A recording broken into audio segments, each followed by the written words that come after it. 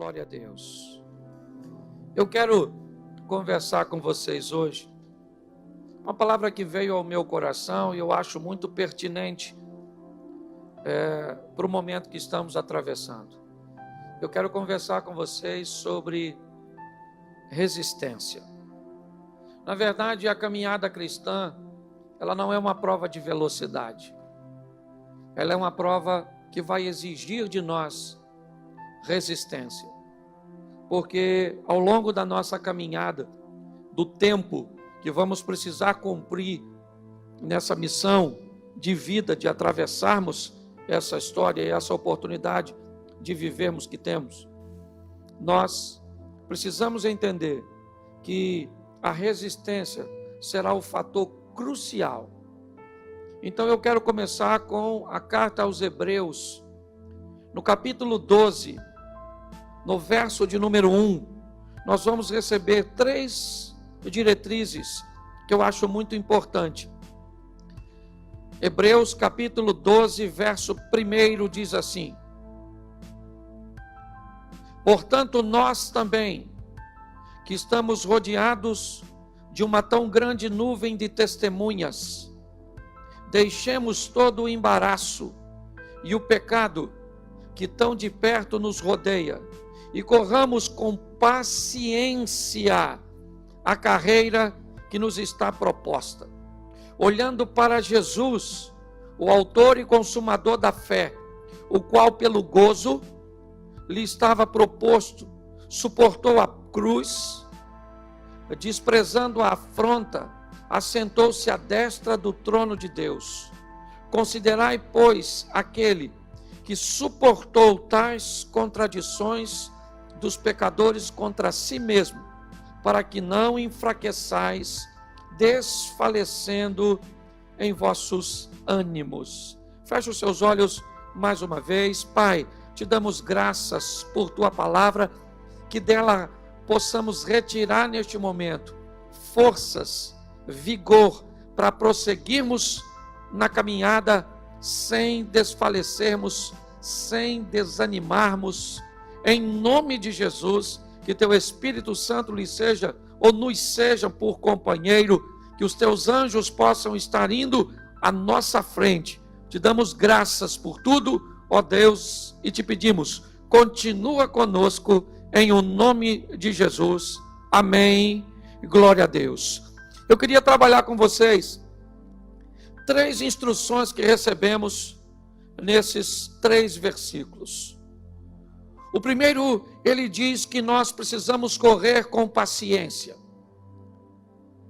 O primeiro nos fala de que não há necessidade de uma velocidade tão grande, de criarmos um ambiente afoito, onde coloquemos sobre nossa vida um nível de ansiedade que nos leve a enfrentar problemas. Porque se há uma prova de resistência, certamente o Usain Bolt não ganharia essa prova. Ele é um velocista, especialista em 150 metros. Mas um maratonista, alguém apto a saber que ao longo do percurso, ou do percurso que irá fazer, terão subidas, descidas, muitas vezes terrenos instáveis, terão que se desviar de alguns obstáculos, resistir às dores, para que consiga chegar até o final. Quando nós olhamos 3 direções, nós recebemos aqui. A primeira é a paciência. Precisamos ser paciente para essa caminhada cristã. Quando nós olhamos para Jesus, no Evangelho de Marcos, no capítulo 9, no verso 19, é trazido um demônio, ou um menino, possesso por um demônio, para Jesus. Jesus não estava presente, ele estava no monte orando com alguns de seus discípulos. Mas o pai deste menino traz o menino para os discípulos que não haviam ido com Jesus orar. E esses discípulos então vão fazer um processo de exorcismo, vão tentar expulsar o demônio deste menino. Só que eles não conseguem expulsar. E logo em seguida Jesus chega. E quando o pai do menino diz o que aconteceu, Jesus diz assim: até quando eu vou continuar sofrendo? Até quando eu vou continuar convivendo com vocês? O que ele está dizendo a seus discípulos, aos homens que ele estava treinando é: para lidar com vocês nessa caminhada, eu vou precisar de muita paciência para lidar. Até quando eu vou ficar aqui tendo que conviver com vocês? É muito importante nós entendermos isso. Na nossa caminhada cristã, em muitas situações, nós vamos precisar de muita paciência, senão nós vamos desfalecer, senão nós vamos esmorecer, senão nós vamos achar que o mal vai vencer no final e que tudo está cooperando para que o caos aconteça, e essa não é a verdade. Mas se nós não entendermos isso, se nós não tivermos paciência, nós vamos esmorecer. A segunda coisa que vemos é no verso 2, quando o versículo 2 diz assim: olhando para Jesus, autor e consumador da nossa fé. Preste atenção. Enquanto no verso 1 nós temos o posicionamento da paciência, no verso 2 nós temos o foco. O texto está dizendo: olha, não perca o foco, continue olhando para Cristo. Em meio a tudo isso que está tentando te atormentar, continue, não perca seu foco, continue olhando para Cristo, porque é Cristo o autor e consumador da fé. Então, se nós perdemos o foco em Cristo, certamente vamos olhar para todo esse sistema, para toda essa história, e vamos achar que ela é muito maior do que o nosso Deus.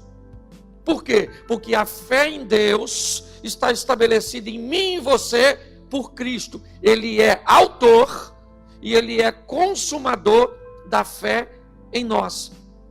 Então, se perdermos o foco em meio a isso, certamente nossa resistência vai embora. Primeiro, precisamos de paciência. Sim, sermos pacientes, entendermos que o percurso é desafiador. Segundo, não perder o foco.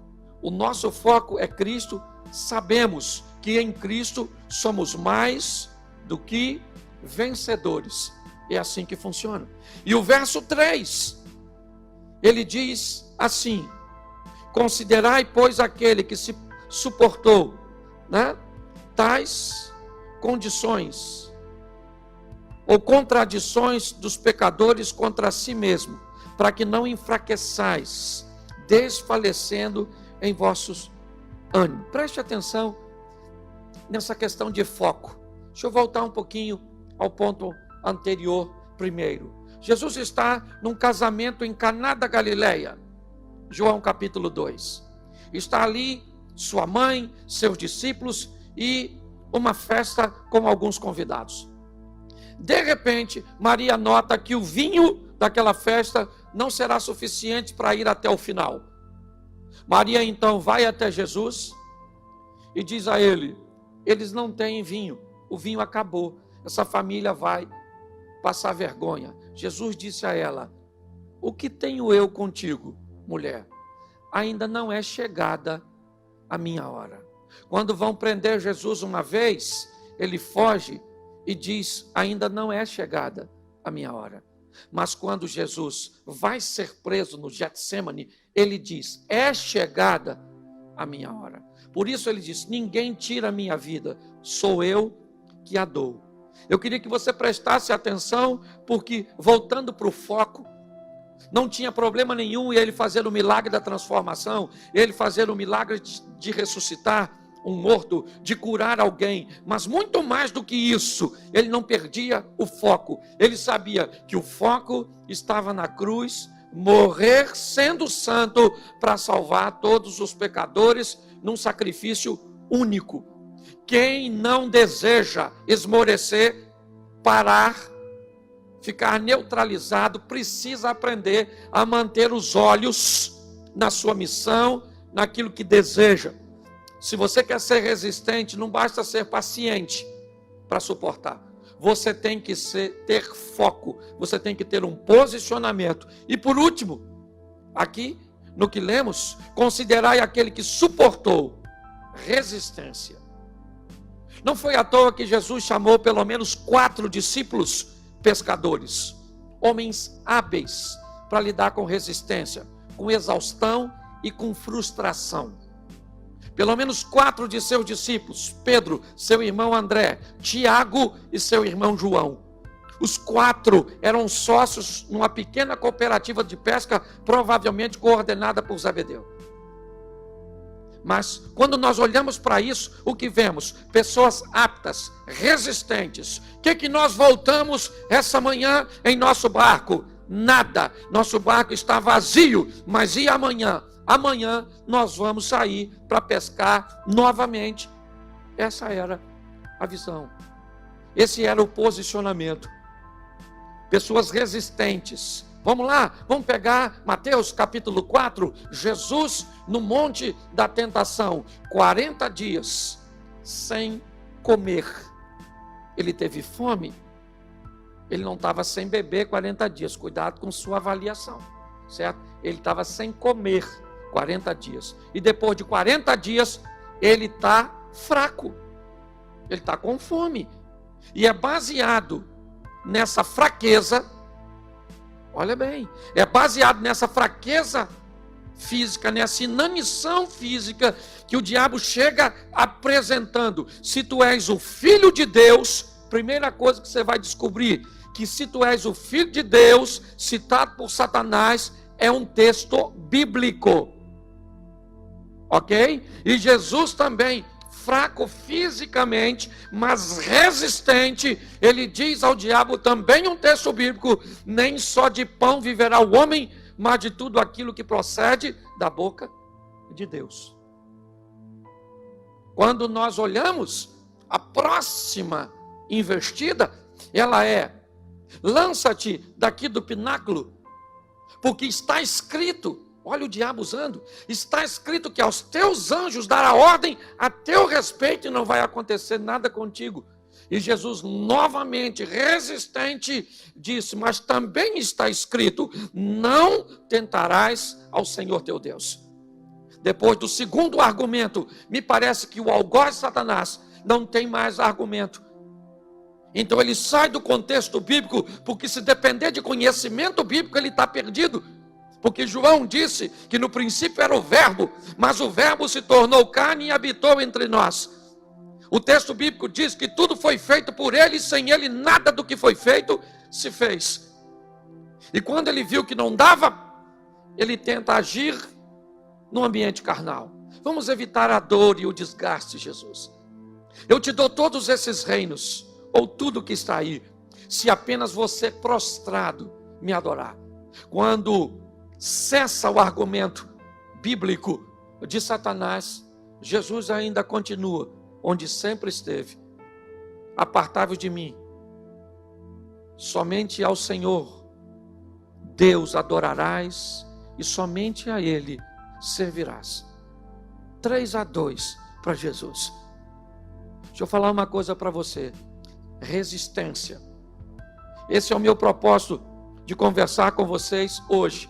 Tiago capítulo de número 4, verso de número 7 diz, sujeitai-vos a Deus e resisti ao diabo e ele fugirá de vós. Preste atenção, vamos pegar o texto completo para não ficar complicado.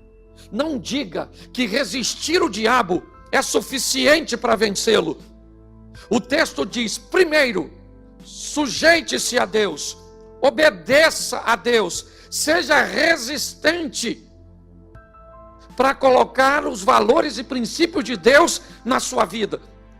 Então você se sujeita a Deus, porque numa batalha entre você e Satanás, eu e Satanás, inevitavelmente nós vamos ser destruídos, nós vamos ser aniquilados.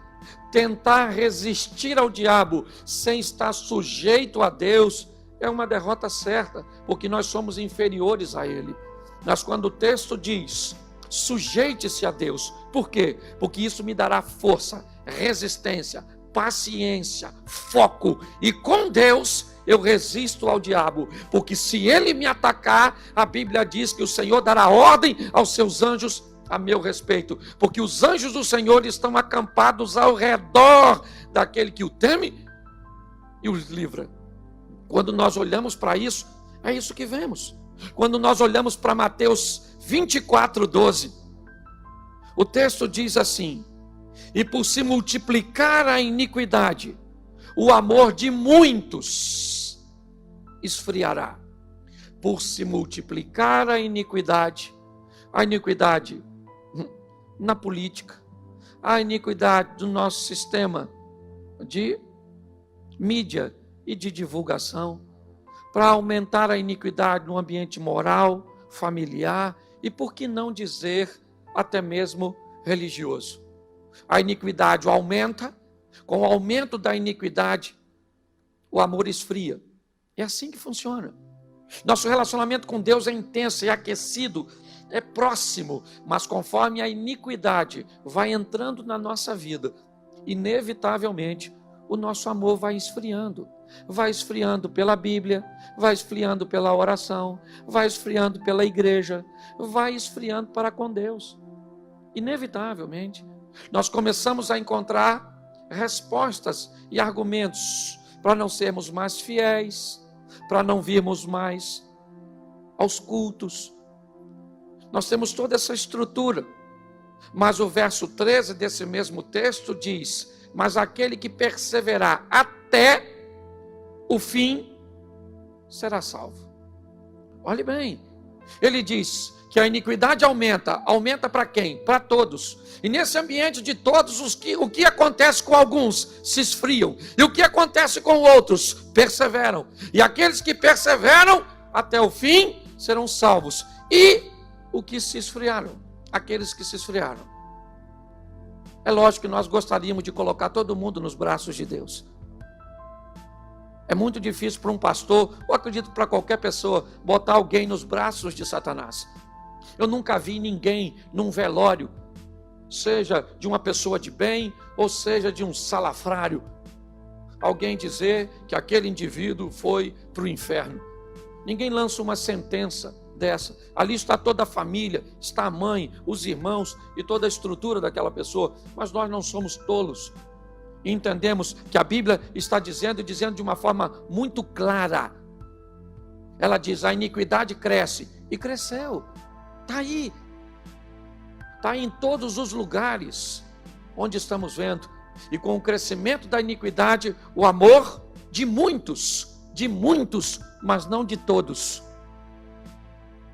Isso é que é importante. Muita gente vai esfriar, mas como diz a carta aos Hebreus, nós não somos daquele que retrocedemos, nós somos daqueles que vamos adiante para a conservação da alma. O ambiente é hostil, é inóspito, é desafiador, é movediço, é caótico, mas nós vamos continuar crendo, porque nós vamos perseverar até o fim, porque nós não abrimos mão daquele sangue derramado na cruz para mudar a nossa história e colocar o nosso nome escrito no livro da vida. Quando nós olhamos para isso, o que nós vemos? Vemos 1 Tessalonicenses, capítulo 5, verso 23. O mesmo Deus de paz vos santifique em tudo, e todo o vosso espírito, alma e corpo sejam plenamente conservados, irrepreensíveis para a vinda de nosso Senhor Jesus Cristo. Nesse ambiente que temos, precisamos de resistência. Eu acho, nós estávamos conversando isso esses dias, de que o título do ano, o ano do reconhecimento, nunca foi tão apropriado, para o momento. Nós estabelecemos ele no início de janeiro, onde essa estrutura toda não estava acontecendo ainda. Mas mostrar que nesse ambiente, nós vamos reconhecer que Deus está onde sempre esteve, que é quem sempre foi para nós, é algo de muita expressão. Quando nós olhamos aqui, o texto diz corpo, alma e espírito.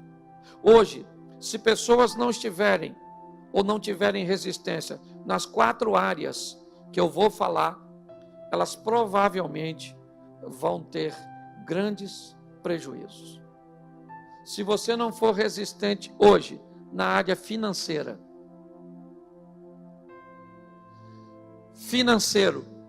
porque ao longo de todo o tempo, o pastor Gerson Costa esteve aqui falando para nós, numa manhã, ou nos falando, numa manhã, aqui, sobre finanças. Ele disse que nós fomos ensinados a economizar dinheiro para esperarmos uma crise.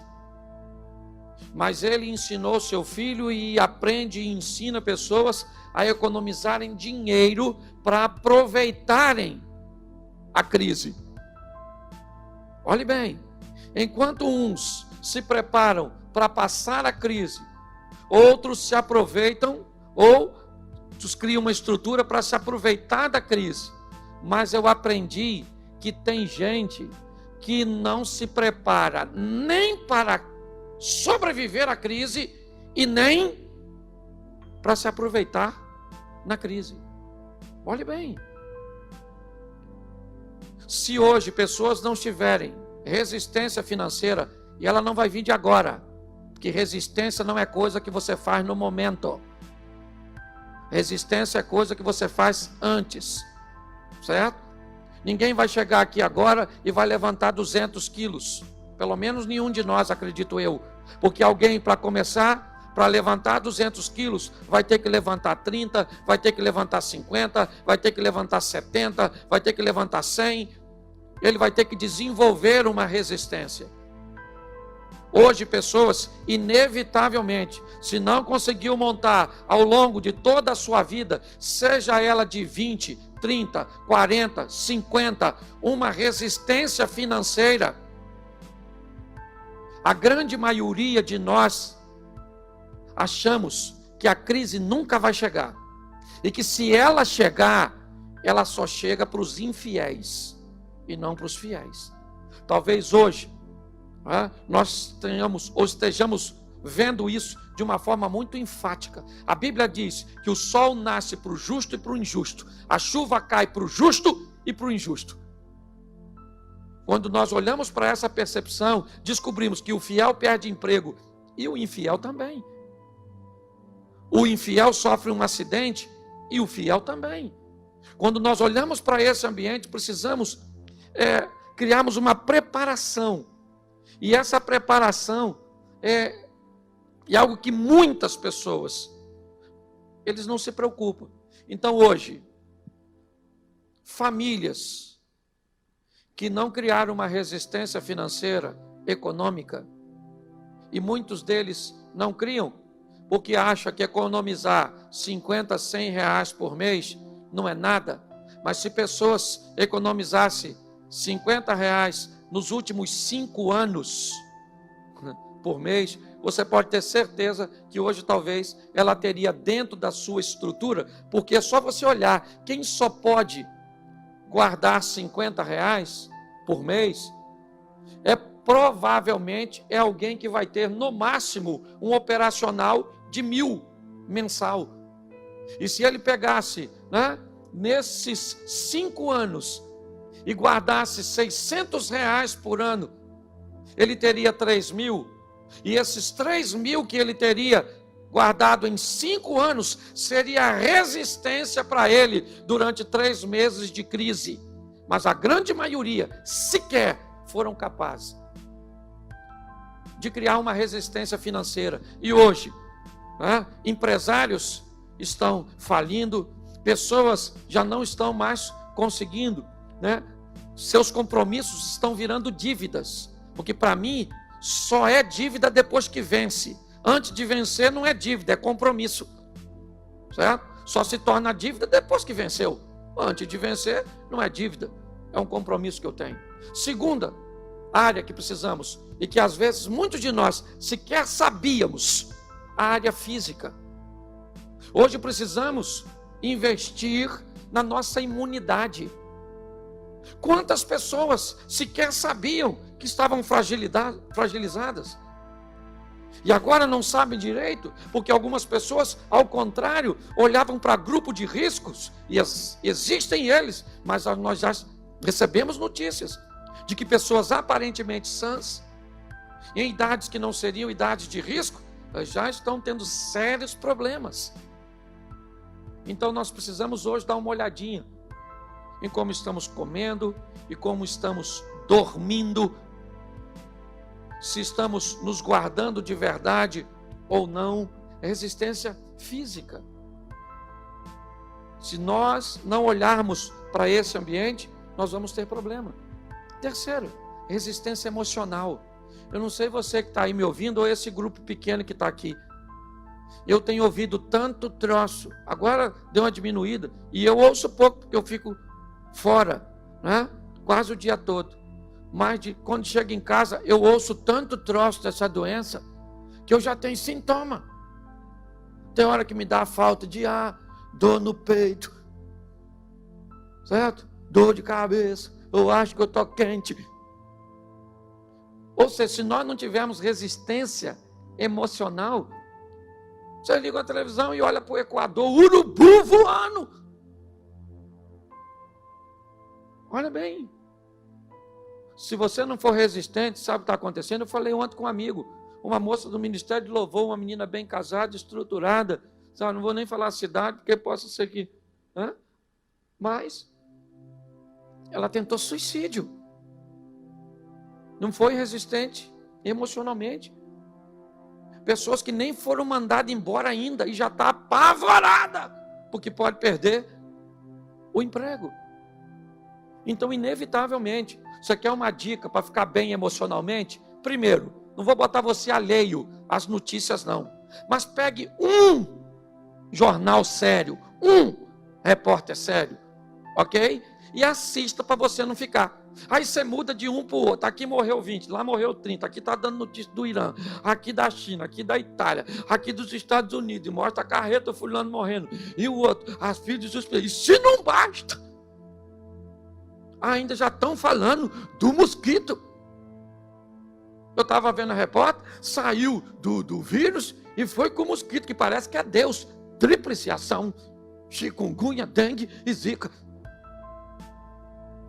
Se nós não guardarmos e não buscarmos uma resistência emocional, vamos cair em depressão. Sim, vamos ficar desanimados. Temos que ser resistentes. Pare de assistir essas porcarias, de botar esses lixos dentro de você. Escolha um, esses grupinhos de WhatsApp, essas brincadeiras do vírus já atrapalham a gente.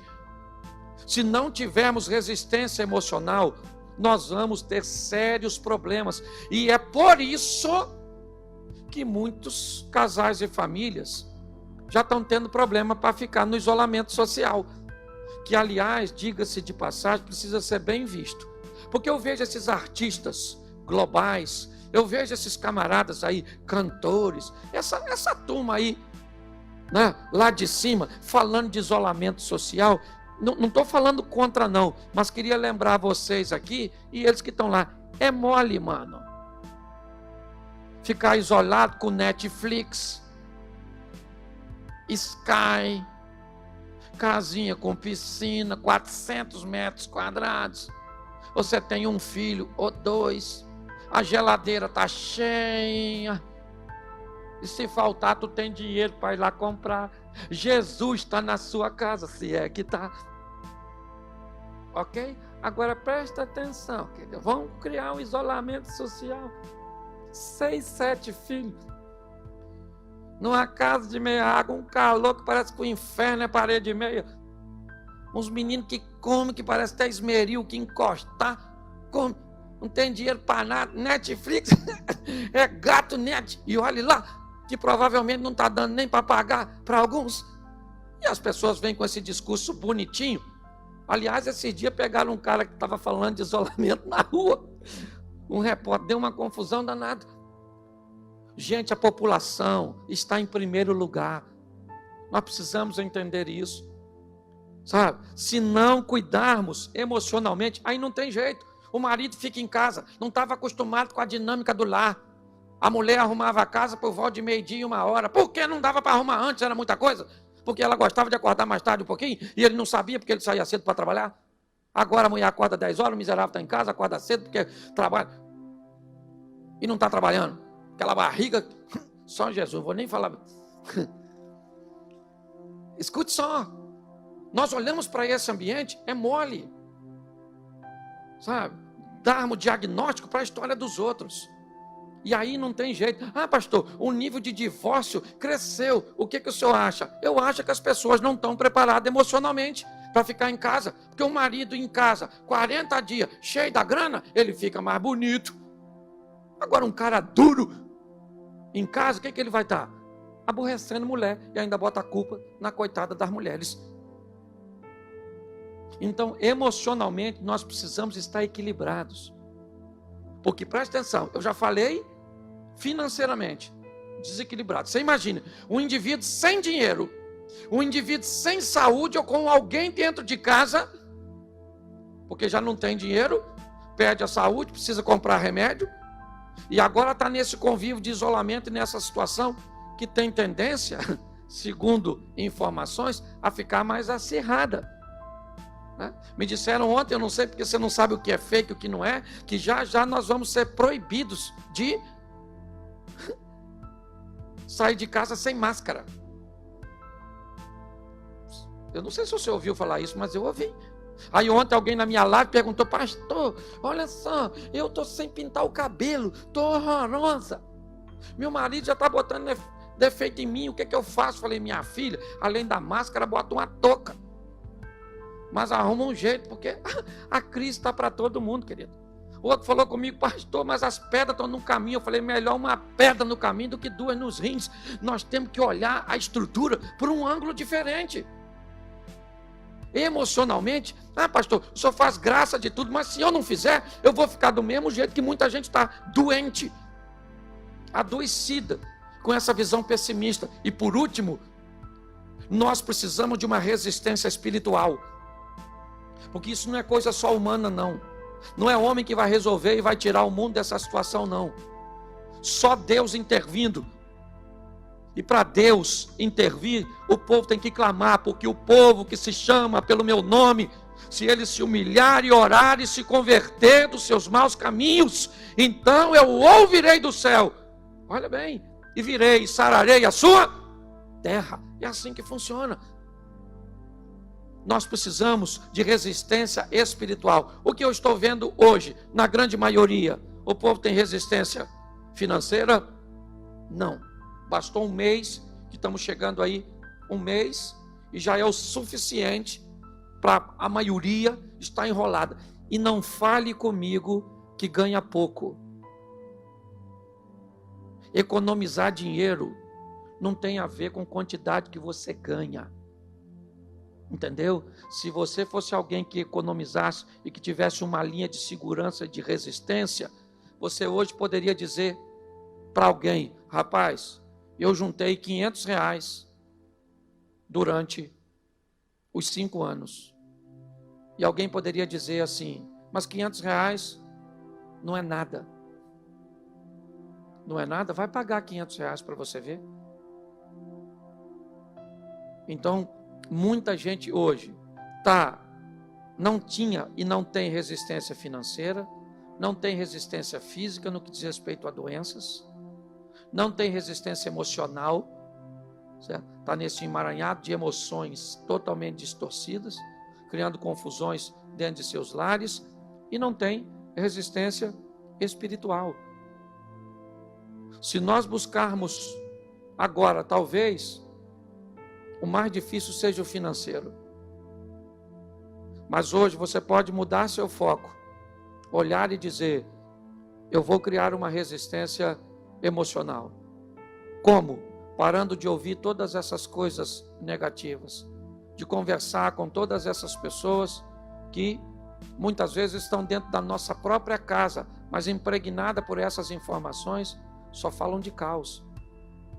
Eu vou criar uma resistência física, vou beber bastante água, vou procurar comer direitinho, vou procurar dormir direitinho e vou me manter nesse isolamento, porque contrair o vírus, eu sei que eu vou contrair, mas que ele tenha o menor impacto possível na minha vida, para que sequer eu precise ir a um posto de saúde para me cuidar.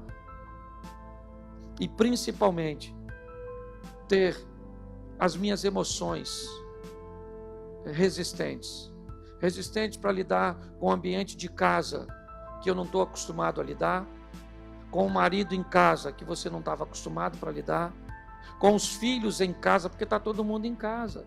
Antigamente o marido estava de férias, os filhos estavam no colégio. Os filhos estavam de férias, o marido estava no colégio, ou o marido estava trabalhando. Hoje, os filhos estão em casa, o marido está em casa, a mulher está em casa, ninguém tem dinheiro ainda. Vemos esse ambiente de saúde e olhamos para essa situação emocional. Ah, pastor, mas eu não tenho força para nada, sabe? O senhor falando disso, eu cheguei à conclusão que eu não tenho resistência nenhuma financeira, nem física e nem emocional. Então faz o seguinte, começa pela espiritual. Pegue Deus e leve para a sua vida de verdade. E fale para Ele: Senhor, eu vou me sujeitar ao Senhor, como disse Tiago. E sujeitando-me ao Senhor, eu sei que a minha vida vai para uma outra esfera. Vai me dar resistência para superar tudo isso. Que Deus possa estar abençoando você, sua casa, você que está aqui conosco. Não leve isso para o pessoal. Tem gente dizendo: a minha empresa, o meu casamento. Não, nós estamos vivendo uma crise global. É assim que funciona. E precisamos ter resistência para superar tudo isso. E a nossa força está em Deus. Ele sempre mostrou isso. Ah, Josué, você vai enfrentar um inimigo. Então vamos embora, Senhor. Vamos botar meus soldados. Eu não quero soldado na frente. Coloca os levitas. Mas preste atenção, os homens estão vindo com escudo, espada, lança, eles estão vindo armados. Pois é, Josafá. Manda o povo louvar na frente, porque essa batalha, vocês não precisam guerrear. Eu vou entrar na batalha e eu vou vencer. Gideão, vamos embora, vamos lá. Com toda essa multidão? Não vai dar, Gideão. Vamos fazer o seguinte, vamos só com 300. Mas com 300 nós não vamos vencer. Pois é exatamente isso, Gideão. Não é você que vai vencer, sou eu que vou dar a vitória. Para você não achar que a vitória é das suas mãos, eu vou, com esse grupinho pequeno, que vocês sabem que é impossível vocês vencerem, vocês vão vencer, porque a vitória não é pelo braço de vocês, é pela minha força. Gente, coloque isso na sua vida. Posicione-se de uma forma que você torne-se alguém resistente em todas essas áreas da sua vida. E se hoje você acha que não encontra força para conseguir ir atrás do dinheiro, até porque ele está escasso, através da saúde, porque os postos estão cheios e vai ficar difícil se alimentar bem, porque a despensa está vazia. Se a única coisa que você tem é as conversas e aquilo que ouve de forma negativa, pois essas 3 áreas estão ruins, vai para a 4ª. Você tem uma Bíblia, você tem um joelho, provavelmente ainda te sobrou um local, que é dentro de casa, fora de casa, um banheiro fechado, que talvez seja o único lugar onde você encontre privacidade num ambiente pequeno. Chega lá, dobra seu joelho, bota a boca no pó e clama a Deus. Mas não perca a resistência, porque todas as promessas, as igrejas do Apocalipse, são condicionadas a apenas um grupo de pessoas, os vencedores. Ali não tem promessa para quem perder, nem para quem empatar. Que Deus possa abençoar a sua casa, a sua família. Hoje inicia-se uma semana, hoje, domingo, 1º dia da semana. Amanhã já é o 2º. Que hoje comece para você uma semana de vitória, de céus abertos para a sua casa, para a sua família, para os seus negócios. Eu queria que todos fechassem os seus olhos. Vamos orar ao Senhor. Pai, te damos graças. Graças porque o Senhor é bondoso, é misericordioso, nos avisou de tudo isso que estaria acontecendo já há muito tempo. E muitos de nós chegamos aqui, ó Deus, despreparados emocionalmente, despreparados financeiramente, fisicamente, espiritualmente. Mas o Senhor é longânimo, benigno, continua conosco, Pai. Nos dê força para superarmos todas essas adversidades. Guarda aqueles que estão muito abalados emocionalmente. Guarde aqueles que estão, ó Pai, com muitas dificuldades financeiras. Guarde aqueles que estão muito doentes. E desperta aqueles que estão longe de Ti. Porque perto de Ti, o Senhor é o Jeová Rafá, é o que traz a cura. O Senhor Jeová Jirê é o que dá recursos.